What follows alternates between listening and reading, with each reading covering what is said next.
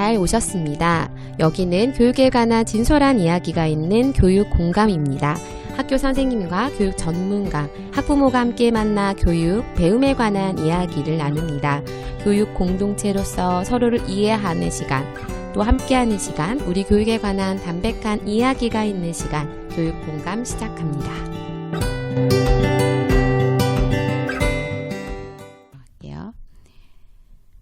네, 안녕하세요. 선행초등학교 학부모이자 수원공동체 라디오 DJ 박은영입니다. 오늘도 교육공감으로 함께합니다. 이야기 나눠주실 두 분 모셨습니다. 안녕하세요. 네, 안녕하세요. 경기도 교육연구원에서 일하고 있습니다. 백곰쌤 백병부입니다. 안녕하세요. 깨비쌤 선행초등학교 교장 정혜순입니다. 네, 반갑습니다. 교육공감은 19번째 시간입니다. 저희 교육공감 매주 금요일 8시에 수원공동체 라디오를 통해 들으실 수 있습니다. 우리가 좀 이렇게 방송이 나가는 날이 녹음 날짜랑 다르긴 한데 이 방송 나가는 날이 6월 28일 철도의 날이에요. 그래서 제가 오프닝 뭘로 열까 하다가 기억에 남는 기차 여행 얘기 한번 어떨까 했거든요. 우리 빼꼼쌤 기억에 남는 기차 여행 있으세요? 제가 살던 데는 기차가 없는 동네여가지고 그러니까 기억을 되짚어보면 첫 번째 기차 여행이 고등학교 2학년 수학여행 때였던 것 같아요. 그때 이제 저는 공주에서 고등학교를 다녔는데 수학여행을 제주도로 갔었거든요. 근데 갈 때 기차를 타고 목포역으로 갔었어요. 그래서 목포에서 이제 배를 타고 제주도로 갔었는데 그래서 논산에서 목포로 가는 기차를 타고 호남선이겠죠. 호남선 기차를 타고 갔던 게 제 첫 번째 기차 여행이었던 것 같고 그리고 이제 교사 돼서 초임 때 정말 철없고 못 모를 때 반애들 데리고 지리산 종주를 간다고 진짜요? 서울역에서 새벽 기차를 타고 구례 구역에서 내렸던 새벽 한 4시쯤 내렸던 것 같은데 대단한데요? 그게 또 기억에 남네요. 와, 네. 그 아이들 종주 성공했나요? 그럼요. 2박 3일. 와, 대단하다. 철없을 때 했던 일이에요. 지금 같아서는 상상도 할 수 없는. 우리 깨비쌤은 어떤 기억이 나요? 저도 여기 화성 시골이 집이어가지고 기차가 없었어요. 그러니까 이제 지하철 TV에서 보면 신기하잖아요. 중3 때 친구들 3명이 수원역에서 화서역 티켓을 끊고 서울까지 갔죠. 그래가지고 그 한강대교를 건너면서 중학교 때 거기까지 가셨어요? 그냥 기차만 전철만 탄 거예요. 전철이 신기해서. 그래도 거기 갔다가 여의도 주변에 어디 서울에서 내려서 거꾸로 와서 화서역에 내려서 나왔는데 그때가 첫 그 기차든 전철이든 철로위를 처음 달려본 것 같고 그리고는 뭐 대학 가서 뭐 MT 청춘 저 춘천 쪽으로 그쪽 유명하잖아요 거기. 허구한 날 그 MT 기차. 그러네요. MT 기차가 있었네요. 네, 맞아요. 근데 저 궁금해 진짜 MT 기차 그게 왜 다 거기를 갔을까? 저도 거기 갔거든요. 그렇죠. 뭐 MT초는 거기만 있는가? 청량리에서 타고. 네. 저도 대학교 2학년 때 이제 서울에서 밤에 출발하는 기차. 이제 그냥 딴 때는 기억이 안 나는데 밤늦게 우리끼리 기차를 타서 부산에 간 적이 있었는데 그때가 참 기억이 나요. 그래서 새벽에 잠도 거의 못 자고 내리니까 엄청 피곤하고 막 그랬는데 그냥 재밌었던 것 같아요. 우리끼리 이 멀리를 너무 재밌다. 근데 이제 갈 때 정말 너무 피곤하더라고요. 집에 갈 때는.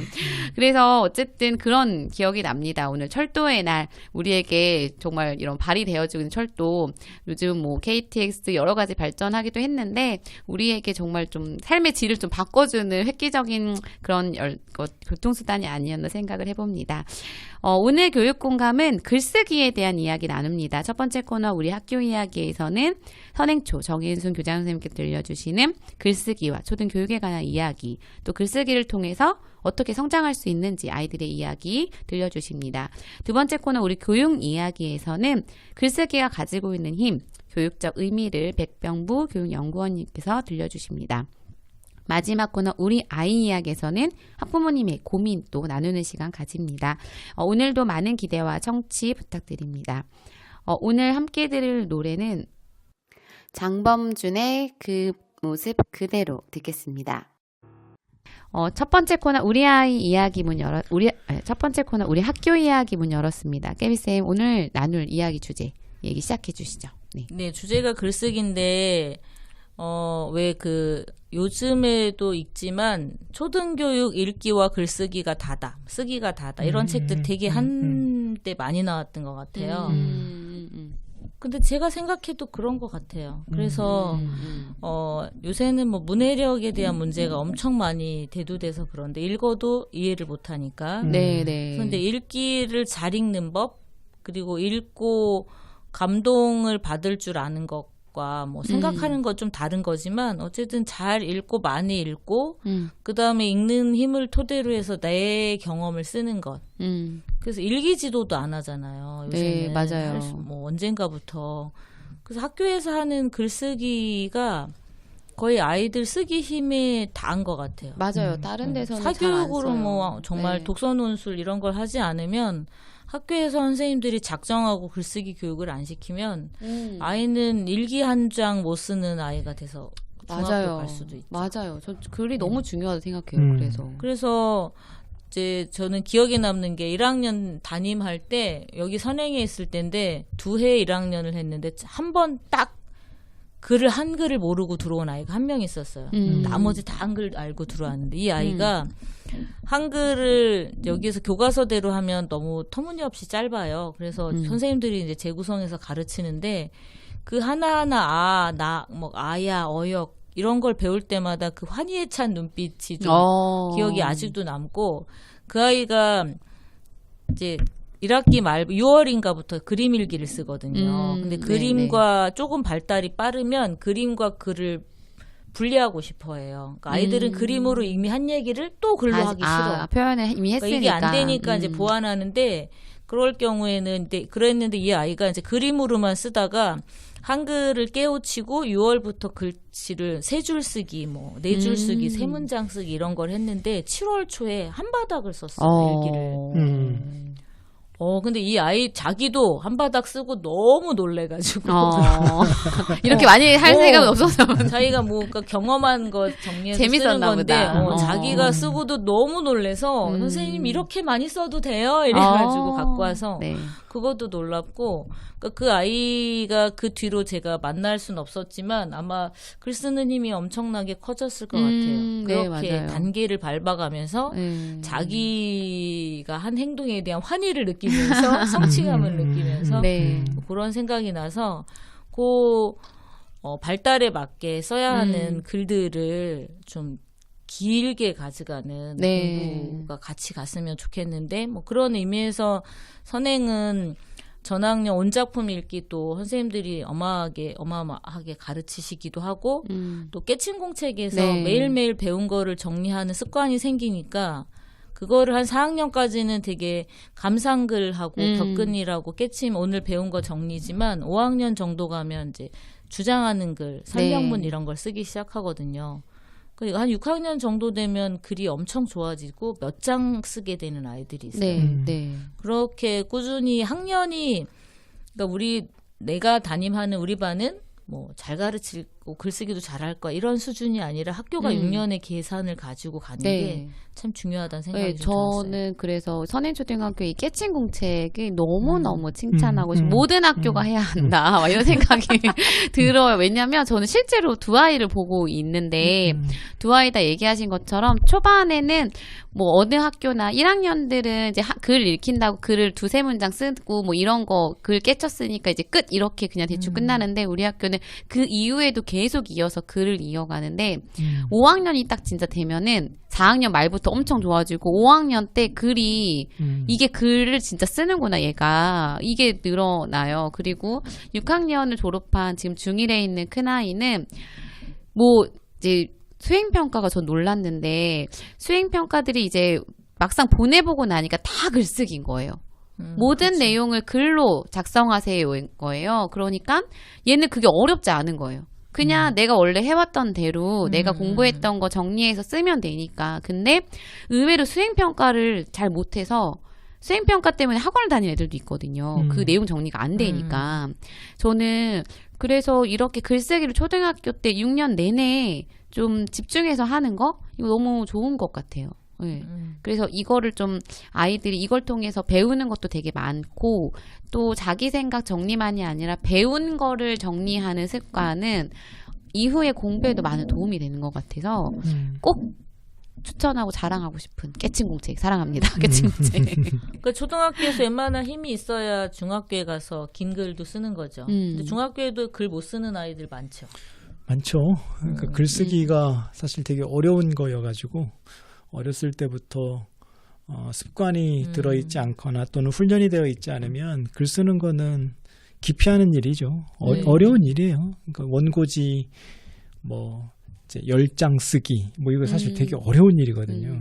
근데 그 어려운 일을 어느 날 갑자기 하라고 그러면 쉽지 않죠. 네, 그럴 것 같아요. 그리고 뭔가를 이렇게 차근차근 닮아 와야 되는데 아이들이 수학적 지식이나 뭐 영어 지식은 이렇게 쌓는데 글쓰기는 이렇게 쌓는 게 시간이 훨씬 많이 들잖아요. 맞아요. 내가 하지 않으면 안 되는 거니까 그 올라가는 게 쉽지 않아서 그런지 학원들도 상대적으로 수학이나 이런 건 약간 단계를 두두두두 올라가니까 더 많은 것 같은데 글쓰기 진짜 잘 가르치는 학원들은 많이 없어요.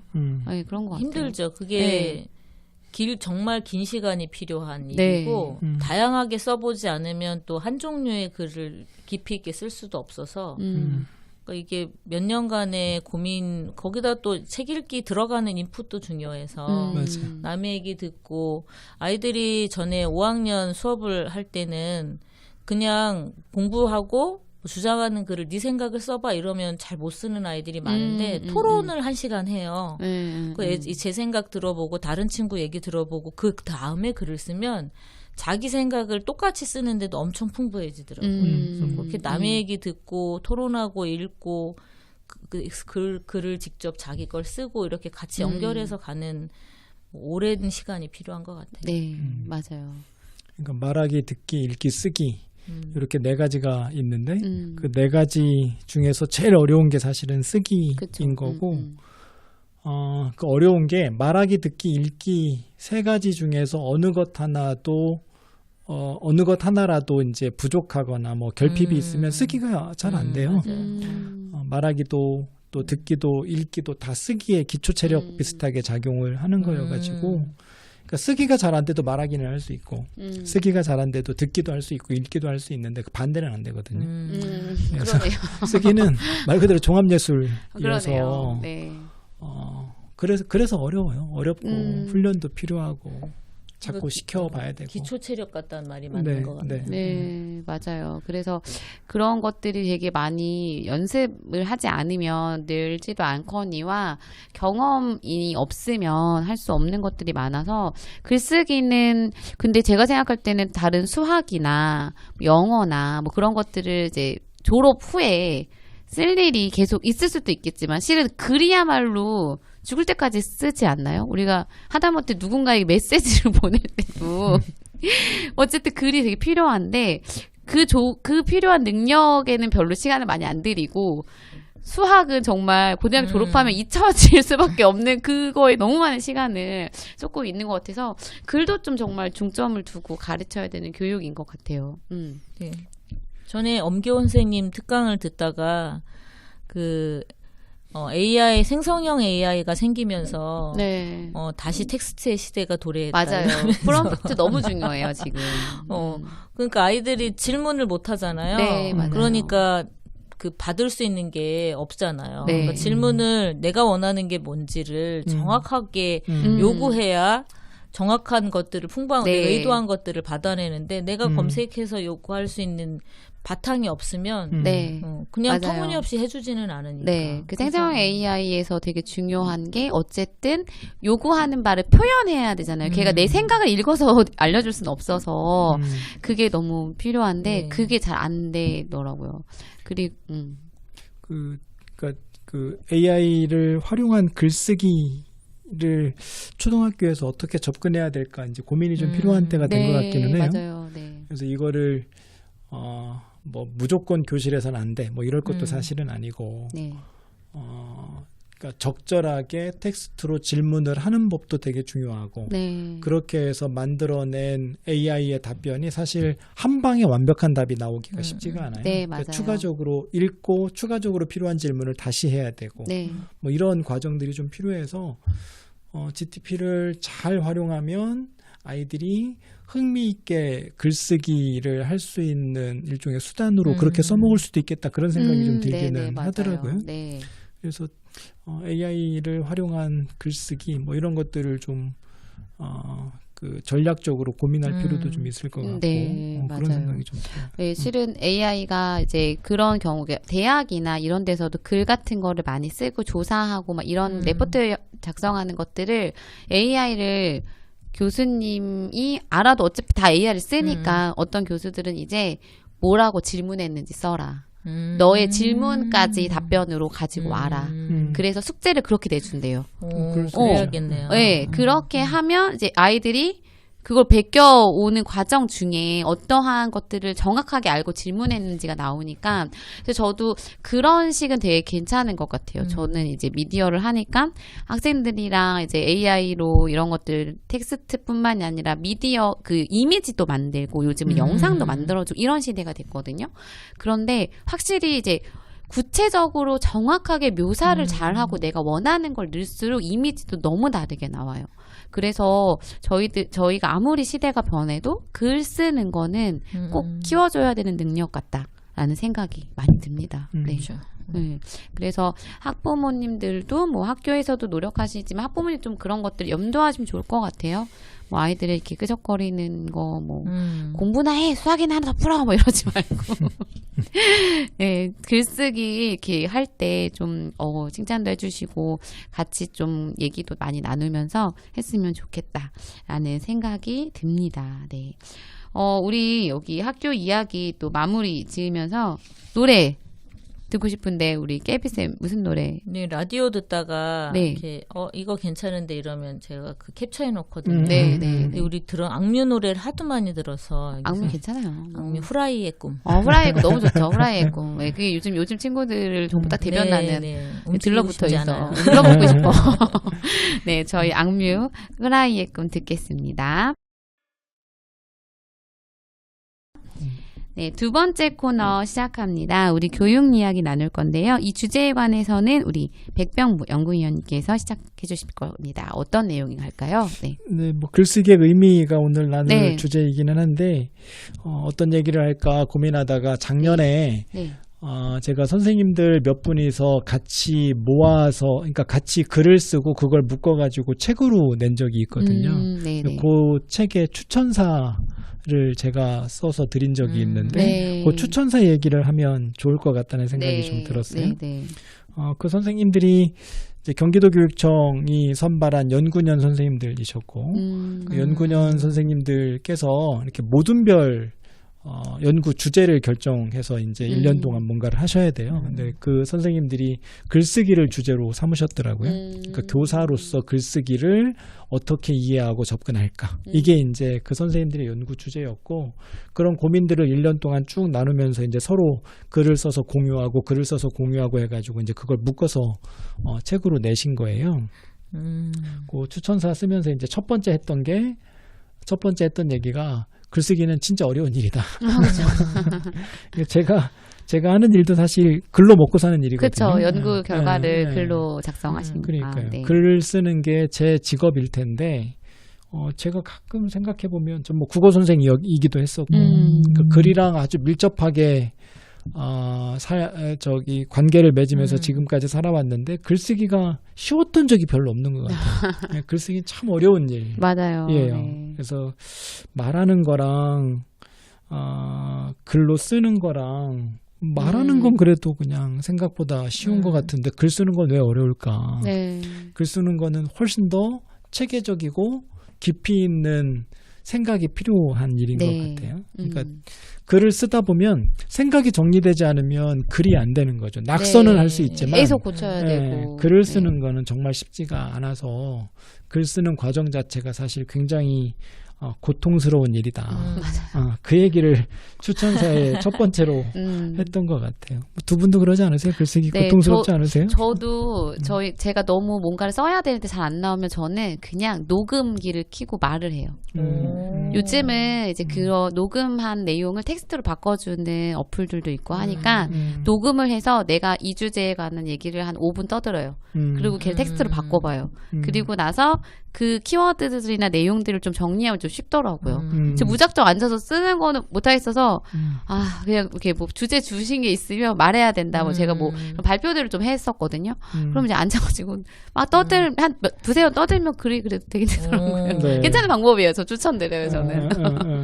근데 저는 그냥 이거 핸드폰 메모장 어떤 뭔가를 써야 되거나 정리해야 되거나 말해야 되거나 핸드폰에 자다가든 지나가든 메모를 몇 개 키워드를 네. 이렇게 메모를 매치를 해놓고 그거를 보면서 써요. 그러니까 중구난방 메모된 거를 보고 그렇지 않고 말로는 하는 거는 약간 실수할 수가 있더라고요. 그래서 늘 글을 쓰고 거기다 추가해서 뭐 애드립이라고 하는 거를 해도 해야지 그냥 기본적으로 말만 하겠다고 나서면 아무리 짧은 말도 횡설수설하게 되고 흩어져서 그렇게 해서 메모를 주로 하는 편이에요. 메모하고 네. 늘리고. 두 분은 그래도 되게 기계를 사용하기도 하시고 메모도 쓰시고 저는 그런 거 일절 안 쓰거든요. 오로지 머리로? 사자의 힘으로 앉아서 중얼중얼거리고 머릿속으로 정리하고 뭐 하여튼 그러니까 고통스럽죠. 두 번째 추천사에서 했던 얘기가 같이 쓰는 글쓰기의 힘 얘기를 했던 것 같아요. 그러니까 여기 7분 선생님들이 같이 네. 모여서 글을 쓰셨는데 혼자 쓰는 글쓰기도 물론 의미가 있는데 같이 쓰는 글쓰기가 갖는 특별함이 좀 있는 것 같더라고요. 그러니까 같이 쓰는 글쓰기는 아마 이분들이 혼자서 글쓰기 했으면 중간에 다 포기하셨을 거예요. 근데 같이 쓰는 글쓰기는 서로를 끝까지 이끌어주는 일종의 힘 같은 게 사실은 있는 거죠. 뭐 그게 하나 있는 것 같고 또 하나는 그 과정을 통해서 서로가 서로에게 치유 또는 성장의 기쁨을 맛보게 하는 것 같더라고요. 그러니까 처음에 누구에게나 글쓰기가 어렵기 때문에 내가 과연 글을 쓸 수 있을까? 머뭇거림이 사실은 네, 있죠. 그쵸. 두려움도 네, 있고 네. 또 자기가 써놓은 글을 읽어보면 참 못난 자식 낳았을 때 느낀 거 비슷해요. 네. 글이 마음에 안 들죠. 네.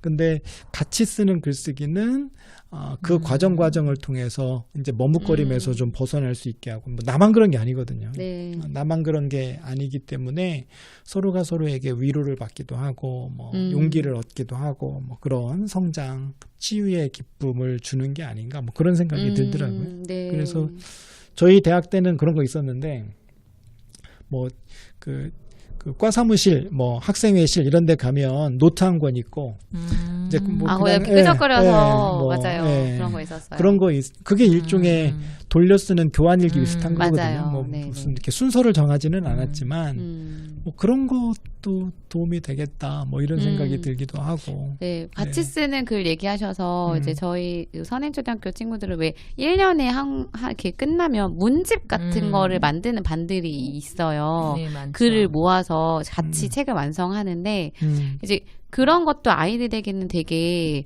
뿌듯한 경험이고 뭔가 우리가 이런 걸 하나 만들었던가 봐요. 저희 큰 놈의 책장에 가장 제일 잘 보이는 데다가 이렇게 짜라락 전시를 해놓고 작은 놈도 형 책이라고 막 이렇게 인정을 해줘서 문집 만드는 거 정말 의미 있는 것 같아요. 같이 모아 글 쓰는 거. 그러게요. 그래서 같이 하는 글쓰기가 어쩌면 혼자 쓰는 글쓰기 가 가져다주는 일종의 버거움, 두려움, 머뭇거림 이런 것들을 해소하게 하는 힘을 갖기도 하겠다. 뭐 그런 생각이 좀 들었고 요즘에는 뭐 같이 하는 친구 중에 챗 GPT를 껴줘도 되니까 조금은 더 수월하게 할 수도 있겠다. 뭐 그런 생각이 들기도 해요. 네, 맞아요. 그다음에 세 번째 했던 얘기는 우리가 글쓰기를 글짓기라고도 하잖아요. 그러니까 왜 쓰기를 짓기라고 표현했을까와 관련된 얘기예요. 그러니까 짓는다, 뭐 밥을 짓는다, 뭐 집을 짓는다 이럴 때 쓰는 동사가 이 짓는다라는 말인데 쓴다랑 짓는다랑 이렇게 비교를 해보면 짓는다가 훨씬 더 공력도 많이 들어가고 뭐 정성도 들어가야 되고 뭐 그런 활동인 것 같아요. 그래서 글쓰기는 집을 짓는 것 또는 밥을 짓는 것에 비유될 만큼 많은 공력과 정성이 필요한 활동이다. 그런 얘기를 좀 했던 것 같고, 그럼 글로 짓는 게 뭐냐? 글로 짓는 거는 제가 이제 그 추천사에서 했던 말은 관계를 짓는 거고 세상을 짓는 거다라는 얘기를 했었어요. 그러니까 글로 짓는 관계. 글로 짓는 세상. 이게 이제 글이 갖는 특별함인 것 같아요. 네. 그러니까 말로 물론 관계가 맺어지기도 하고 말로 세상을 만들 수도 있지만 글이 갖는 특별함이 사실은 있는 것 같거든요. 지금은 어떤지 모르겠는데 연애를 말로 하는 것보다 글로 하는 게 훨씬 더 성공 확률이 높아요.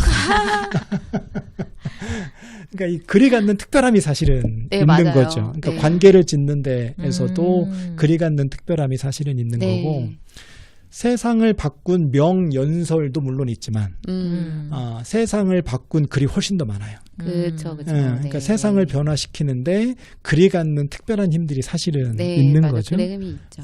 그래서 글이라는 게 단순히 쓰는 활동을 넘어서 짓는 활동으로 평가받는 데는 그만큼의 이유가 있는 거다. 그런 얘기를 추천사에서 썼던 적이 있었고 그게 아마 이 글쓰기 교육이 중요하다는 의미일 수도 있고 글 자체가 갖는 의미일 수도 있겠다. 뭐 그런 생각이 좀 드네요. 근데 저는 글짓기 예전에는 저희 초등학교 때는 글짓기였거든요. 그렇죠. 근데 그게 이제 이호덕 선생님이 글쓰기 교육이 나오면서 글짓기라는 용어를 초등에서는 거의 안 쓰거든요. 근데 그 짓다가 집을 짓다, 뭐 밥을 짓다 이런 거랑 같은 짓다라는 생각은 안 해봤고 그때는 지어내다. 꾸며내다. 그러니까, 꾸며내다. 이런 식으로 그러니까 글짓기 옛날에 뭐 방공 글짓기 막 엄청 이렇게 이상한 글짓기들이 너무 많아가지고 그래서 뭘 자꾸 없는 걸 지어내야 된다고 생각해서 초등은 그래서 아이들은 글짓기가 아니라 없는 걸 지어내는 게 아니라 자기가 경험한 거, 자기가 생각한 거를 쓰는 거야. 그대로. 그래서 글쓰기로 용어 자체를 그런 적이 있었군요. 그랬거든요. 저희 이호덕 선생님 초등에서는 이게 처음 들었어요. 글을 짓는 게 밥 짓는 것과 뭐 세상 관계를 짓고 이런 거랑 관련이 있는 얘기를 처음 들어서 지어낸다라고 해석하면 그럴 수도 있겠네요. 네네. 그러니까 지어낸다. 근데 저는 지어낸다라는 생각을 해본 적이 또 한 번도 없네요. 저도요. 그러니까 글 쓴다라고, 그러니까 쓴다라는 말만 딱 들으면 저는 되게 기계적이고 지루한 활동으로 느껴져요. 근데 글을 지어본다, 뭐 이렇게 짓는다 하면은. 근데 짓는다는 굉장히 창조적이고 뭔가 이제 힘이 있는 활동으로 저는 느껴지거든요. 네, 뭔가 이렇게 단계가 있고 뭔가가 이렇게 완성되었을 때 더 힘이 생길 수 있는 그런 걸로 느껴지시는 것 같네요. 그렇게 그러게요. 짓는다라는 그 말씀하신 대로 하면 그렇게 뭔가를 창조하거나 힘든 시간을 갖거나 그렇게 들려요. 근데 저는 이제 초등에서는 이호덕 쌤 뒤로는 초등 글짓기 교육은 가라 뭐 이래가지고 글쓰기로 그랬었구나. 용어 대체를 되게 많이 해서 지금은 글짓기라는 용어를 거의 쓰지 않거든요. 그 시대의 산물일 것 같다는 생각도 드네요. 그러니까 글 지어내기가 줄임말이 글짓기 이렇게 생각을 했었어요. 근데 짓다가 같네요. 그러게요. 그러니까 글을 짓는다라고도 얘기할 수 있지만 글로 짓는다라고도 얘기할 수 있거든요. 그러니까 이호덕 선생이 얘기했던 거는 아마 글을 짓는다라는 의미를 훨씬 더 강조했던 것 같고 지어낸다, 짜낸다 뭐 이런 거죠. 맞아요. 근데 짜낸다. 글로 짓는다라고 얘기하면 글로 관계를 짓는다, 글로 세상을 짓는다 이렇게 해석하면 또 다른 의미일 것 같아요. 네, 그러게요. 근데 어쨌든 약간 뭔가를 쓰는 활동이 이제 우리가 생각해 봤을 때는 얘기한 것처럼 뭔가를 쌓아가서 뭔가 우리가 이렇게 만들어지는 활동이다 생각해 보면 그런 힘이 또 있는 것 같아요. 실은 이제 얘기하신 것처럼 우리가 글로 뭔가를 만들어내고 그게 기록으로 남잖아요. 저는 글의 힘은 또 기록에 있는 것 같아요. 우리가 말로 하는 것들은 흘러가게 되니까 이게 남아있지 않지만 글은 계속 전해질 수 있고 우리의 기록들이 남아있으면 좀 더 성장하거나 발전하는 데 도움이 될 수 있는 발판이 되잖아요. 그래서 글에는 또 그런 힘이 있는 것 같아요. 기록의 힘이 있고 요즘은 또 뭐 아카이빙이라는 용어도 많이 쓰는데 뭔가를 모아줬을 때 그게 우리가 더 나은 다음을 기약할 수 있는 바탕이 되기 때문에 글은 또 그래서 더 우리에게 소중하지 않나 예, 그런 생각이 드는 것 같아요.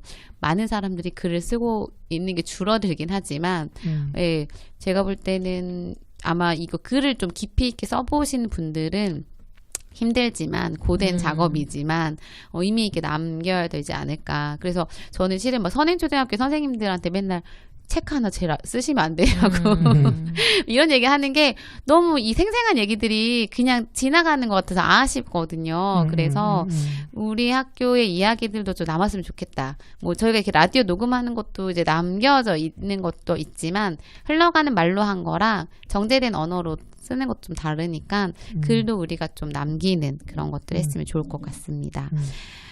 우리 이제 그럼 코너 마무리하면서 우리 노래 들을게요. 우리 빼꼼생 오늘 무슨 노래 들을까요? 네. 무슨 노래 고를까 하다가 그러니까 저한테 시가 이런 힘이 있구나라는 거를 가르쳐준 그러니까 김남주 선생이라고 이제 지금은 돌아가셨는데 뭐 난민전 사건이라고 예전에 있었던 그런 무슨 간첩단 사건 뭐 그런 게 있었어요. 혁명가죠.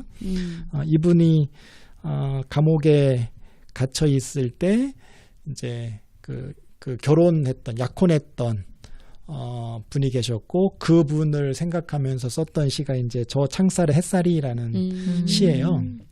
감옥에서 이제 이렇게 혼자 있는데 그 창살, 그러니까 감옥 창살로 이제 햇살이 이렇게 들어오면서 이제 내 볼에 닿기도 하고 내 목에 닿기도 하고 뭐 그런 것들을 표현한. 그러니까 혁명을 꿈꿨던 사람이 썼을 거라고는 도저히 상상할 수 없을 만큼 서정적인 시.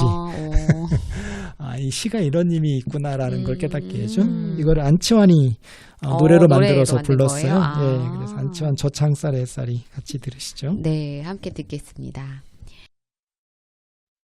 노래 듣고 오셨습니다. 마지막 코너 우리 아이 이야기 함께 나누겠습니다. 오늘 사연입니다. 초등학교 3학년 아이의 엄마입니다. 최근 들어 아들의 잠자리와 수면 습관 때문에 고민이 많아요. 아이는 밤 9시쯤 잠자리에 들지만 잠이 오지 않는다며 한참을 뒤척여요. 결국 11시가 다 되어서야 잠이 드는데 아침에는 일어나기 힘들어하고 학교에 가기 전까지 늘 피곤해 보입니다. 학교에서도 집중력이 떨어져서 선생님께 주의를 받기도 해요. 주말에는 좀 더 늦게 자고 싶어 하면서 평일과는 다른 수면 패턴을 보이고요. 이러다 보니 아이의 건강에도 안 좋을 것 같고 학습에도 영향을 줄까 걱정됩니다. 아이의 수면 습관을 바로잡기 위해 어떻게 해야 할지 고민이 됩니다.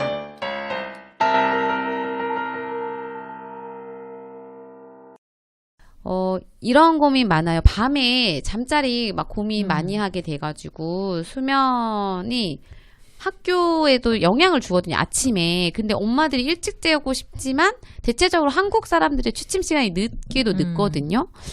아이의 수면 습관 어떻게 바로잡을 수 있을까? 이런 고민 많은데 우리 깨비쌤 아침 등교할 때 아이들의 모습 어떤가요? 아니 이게 저도 고민이에요. 이제 근데 1학년 같은 경우는 아이들의 발달을 보면 우리 집 아이도 그랬고 한 3학년까지는 잠이 없잖아요. 아침에 빨리 자고 빨리 일어나잖아요. 근데 4학년부터 수면 시간이 사춘기 호르몬 되면서 길어지잖아요. 네.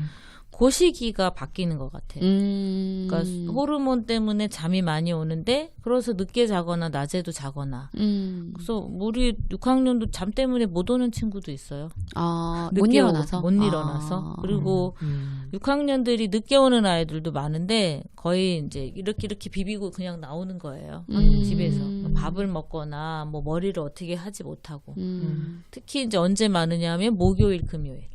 피곤. 월요일은 쌓여서. 늦게 잤는데 긴장하고 오더라고요, 아이들이. 그래서 월요일은 지각률이 별로 없고 갈수록. 목요일, 금요일 지각률이 제일 풀어주는구나. 높고 특히 5, 6학년 애들이 많고 1학년은 그냥 어쩌다 정말 불규칙하게 어제 늦게 이런 경우인데 근데 아이들한테 보통 몇 시에 자니? 3시에 잔대요. 3시에. 3시요? 6학년이요? 네, 3시에 어머. 뭐 하다가 뭐 그냥 이것저것 단톡하고 게임하고 이러는 거예요. 그럼 아침에 9시까지 등교가 얼마나 힘들겠어요. 그러게. 근데 이거 수면 습관 집에서 어떻게 지도해야 돼요? 그럼 불을 다 꺼요? 핸드폰을 뺏고? 어떻게 해야 돼? 우리 빼꼼쌤 어떻게 생각하세요? 아니 3시는 좀 너무 심하네요. 했네. 3시는 좀 심하고 저는 여기 밤 11시가 다 돼서야 잠이 드는데 네. 이거는 저는 고민할 게 없다고 생각해요. 그래요? 11시가 괜찮은 거예요? 초등학교 3학년이죠. 3학년인데? 초등학교 3학년이어도 그러니까 예전처럼 네. 통학거리가 길거나 등교 시간이 짧거나 뭐 그러면 뭐 6시에 일어나야 되고 그랬잖아요. 근데 요즘에는 7시에 일어나도 충분하잖아요. 그러면 11시부터 7시까지 11시부터 푹 재운다. 7시까지면 8시간인데 8시간이면 사실 적정 수면 시간이에요. 그래서 오히려 8시간보다 더 자는 게 저는 문제인 것 같은데 자기 전에 어떤 상태였는지가 저는 더 중요한 것 같아요. 자기 전에. 예를 들어서 뭐 10시에 간식 먹고 11시에 자면 아무 의미 없어요. 9시쯤 또는 10시쯤 막 한참 신나게 떠들면서 각성 상태인 채로 11시에 잡아야 아무 의미 없어요. 그러니까 잠자기 전에 한두 시간의 준비 시간이 사실은 필요한데 그 준비 시간 없이 아이가 11시부터 자면 수면의 질이 떨어지죠. 그래서 너무 흥분 상태에서 네. 잠들면. 그러니까 몇 시에 자는지보다 더 신경 써야 되는 거는 자기 전에 어떤 상태였는지가 더 중요한 수면의 것 같아요. 질과 네. 어떤 그게 연관되니까. 그리고 자기 전의 상태에 영향을 끼치는 건 부모의 생활 습관이에요, 사실은. 부모가 간식 먹으면서 애 안 줄 수 없잖아요. 그렇죠. 그런 것도 있는데 요새 이제 6학년만 돼도 학원이 10시 반에 끝나는 애들이 꽤 있더라고요. 그러니까. 10시 반에서 그럼 몇 시에 자? 어머. 12시요. 저희가 그건 문제가 있죠. 그건 각성 그거는 상태이기 때문에 너무 안 되죠. 힘든데. 그러니까 10시 반에 아침 저녁을 5시, 6시 대충 먹고 가는 거예요. 학원에. 그럼 10시 반에 오면 배고프잖아요. 배고프니까 또 뭘 먹어야 먹어야지. 씻고. 악순환이네. 그러면 빨리 잠드는 게 12시인 거예요. 빨리 자요. 그러니까 애들이 한두 시 뭐 이렇게 넘는 게 일상적이 그럴 수 됐는데. 있겠네. 그건 문제 있죠, 그거는. 그렇죠. 그러니까 이게 그런 그 밤늦게까지 뭔가의 활동이나 공부를 요구하는 이런 게 왜 고등학교 야자하고 스타디 카페 이런 데 가면 애들 보통 2-3시에 집에 오잖아요. 근데 뭐 고등학생들이야 뭐 그런데 초등학생들까지 그렇게 늦게 자는 건 너무 초등학교 많네요. 애들도 10시는 되게 많아요. 제가 6학년 데리고 한번 왜 10시에 동네 치킨집에 가서 돌아다닐까? 학원이 그때 끝나잖아요. 진짜요? 네. 우리 아유, 줄넘기도 10시에 끝나요. 고학년 반은. 그러니까 이게 땀을 뻘뻘 흘리고 10시에 집에 가면 먹어야죠. 씻어야죠. 아이고. 그러면 이제 애들이 정말 서둘러서 자야 12시. 이 지금 3학년 고민은 고민도 아니네. 그럼 이 정도는 이거는 그냥 나이스한 거예요. 나이스. 그러니까 저는 11시 11시에 자기 전에 준비시켜서 뭐 재우자. 9시쯤부터는 얘가 아무 일도 안 하고 11시까지 지금 있는 거잖아요. 11시 자면 딱 좋은 것 같아요. 그래요? 다음날 그러게. 7시쯤 일어나면 8시간 자는 그럼 건데. 8시간의 수면의 질을 지키되 제가 생각할 때는 요 고민보다는 진짜 밤늦게 그러니까. 학원이 끝나는 아이들의 수면을 누가 보장할 것인가. 그러니까 그거는 좀 심각하게 안타깝다. 생각해야 될 것 네. 같아요. 그러니까 이제 애들도 초등학교 그 고학년 아무리 안 다녀도 초등학교 저녁 타임 학원을 다니면 9시에 끝나는 거예요. 8시, 9시. 그 9시에 잠자리 들어도 잠이 안 오지 뭐. 그 전까지 활동을 왕성하게 하다가 그러니까. 뭘 먹고 이제 대화도 나눠야 되고 집에 오면 자기 할 일이 있잖아요. 근데 그걸 아이들도 생각하겠죠. 근데 그러다 보면 9시에 눕는다고 11시 잠이 올 것 같지 않아요. 네, 참 안타까운 시대를 살아가는 우리 아이들이네요. 잠도 편히 못 애들은 자는. 그러고 저는 9 to 6로 자요. 그리고 그게 부모님이 조금 그게 뭐 이렇게 습관, 집안의 분위기도 그럴 것 같긴 해요. 이제 어차피 학원도 어머님이 결정들 하시는 네네. 거니까 좀 아이가 충분히 잘 수 있는 시간을 좀 고려해서 학원 스케줄도 잡으시고 우리 아이들 잘 잤으면 좋겠습니다. 네, 오늘 방송 마치면서 안타까운 마음이 가득 드는데 우리 글쓰기 얘기했는데 마지막에 임팩트가 되게 강했던 것 같아요. 뺄 것은 뭐가 기억이 나세요 오늘? 아까 저는 이호덕 선생님 얘기가 글짓기. 글짓기를 그렇게 그렇게 해석했었구나. 원래. 네. 초등교사들은 그러게요. 그 얘기 처음 알았어요. 저도 그거 글짓기가 이렇게 짓다라는 것에서 가지고 오면 되게 의미 있는 글이 되겠구나 이런 생각을 처음 해봤네요. 네. 제가 요 얘기를 했던 배경 중에 하나가 이게 어떤 분이 이제 변호사가 쓴 책인가 법 짓는 이야기, 법을 짓는다라고 이야기를 하더라고요. 그러니까 마찬가지예요. 그러니까 법을 지어낸다는 뜻이 아니라 법으로 세상을 만들 수 있겠다라는 얘기예요. 그래서 이거를 이제 도구로 활용할 거냐 아니면 그 자체를 위해서 뭔가를 쥐어 짜내야 되냐 뭐 이런 개념의 차이인 것 같아요. 네. 우리 이렇게 초등교육과 중등교육에 이런 벽이 있었네요. 글짓기 해석에. 네. 네. 저도 그 얘기 좀 글짓기와 이거를 초등이 글짓기를 글 지어낸다는 저도 그런 거 처음 들어서 신기하기도 했어요. 네. 그래서 우리가 참 가까운 듯, 뭐, 이렇게 이게 좀 차이가 있는, 좀 딱 그 찰나의 차이였는데 그런 것들이 있었던 것 같습니다. 오늘 마지막 곡으로는 우리 아이들의 밤을 생각하면서 옥상 달빛의 밤밤밤 들으면서 물러가겠습니다. 함께 해주셔서 감사합니다. 고맙습니다. 네, 고맙습니다. 감사합니다.